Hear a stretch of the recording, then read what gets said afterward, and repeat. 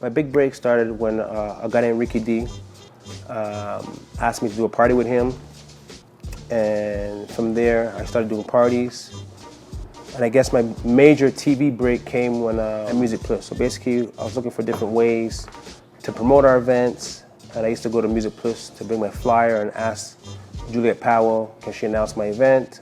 I used to go there a couple of times, and then one day the music director brings me and says, you know, I like your energy, I like what you bring. Would you like to be a researcher on our new hip hop show? And then from there, that's how I got my big break on TV.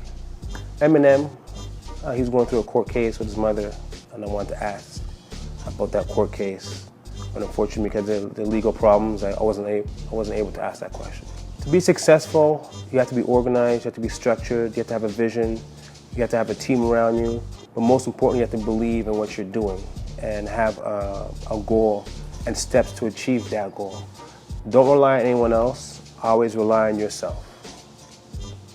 I've always enjoyed working with kids, so my first big community job was working at the Little Burgundy Youth Co-op, which was basically taking kids in high school and mentoring them to get jobs. And we had different committees like the marketing promotional committee, we had the personnel committee, and we had the accounting committee. So organizing them in committees and then also making sure that we get jobs for the kids and you know, they initiate and run the whole co-op, but I was just there to mentor them. And then also working at the YMCA Point St. Charles, I used to work there as an animator. So, you know, working with different kids from, you know, Point St. Charles, LaSalle, Verdun, Little Burgundy. That's how I got my first introduction to working with youth. I guess my biggest regret, I would say, would be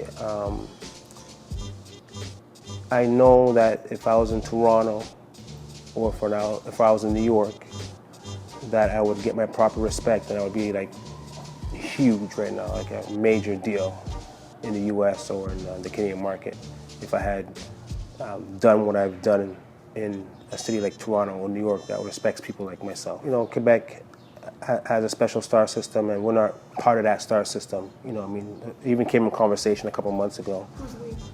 We meaning black people, meaning visible minorities. You know, we'll never get our due props, you know, in this province. That's the way it is, that's just life, you know what I mean? So we work what we got with. I mean by that is I didn't stand there and you know, go into depression and not continue to hustle and be a go-getter. You know, I just took different paths and focused on different things. And I was able to be successful in those lanes, you know what I mean? Such as, you know, being involved in the community, being, you know, working with youth, being an entrepreneur, you know what I mean? So, and you know, hopefully one day, you know, someone will recognize my true talent as a, you know, TV personality and entertainer, and I'll be able to, you know, take it to the next level. And I still believe I have that YFL energy to do that. The reason why I decided to stay in Quebec is because I had so many establishing businesses already that were doing well, and I didn't want to take a chance to go to a different province and, you know, start over. You know, I did try, you know, to get on other different TV stations in, you know, New York or in Ontario. It didn't work out, so I just continued doing what I had to do here. Yes, to a certain extent, I was pigeonholed, but I was always someone who said, I'm versatile, je suis versatile, so you can't hold me down. And, you know, thank God there was Joanne Menard there, who was my boss, who was very open-minded and gave me opportunities, you know, to interview people like Pink, the Backstreet Boys, and be on other projects that necessarily wouldn't have a typical urban guy on it.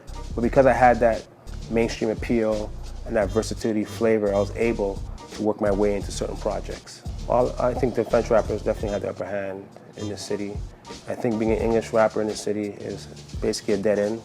And in order to have success, you have to go outside of the province to have success as an English rapper, and that's real talk. I ain't hating, that's just real talk, because it ain't gonna change. I like what you know, High Classified's doing.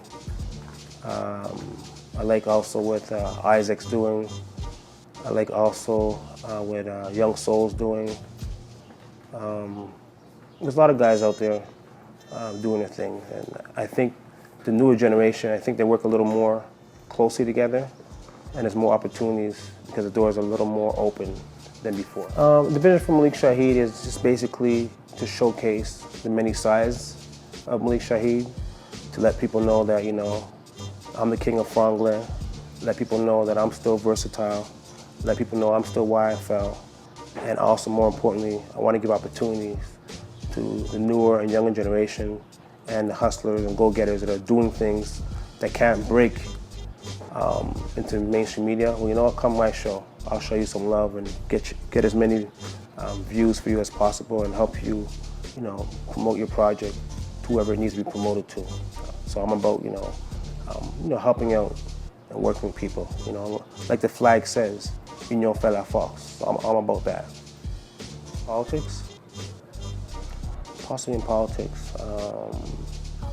Yeah, you know, I've been approached and people have been saying that, you know, you'll make a good politician. So, you know, or just being, you know, an entrepreneur, or, you know, or running a big youth foundation, growing youth stars. I definitely like to grow youth stars, or, you know, being a major international TV host. So one of those.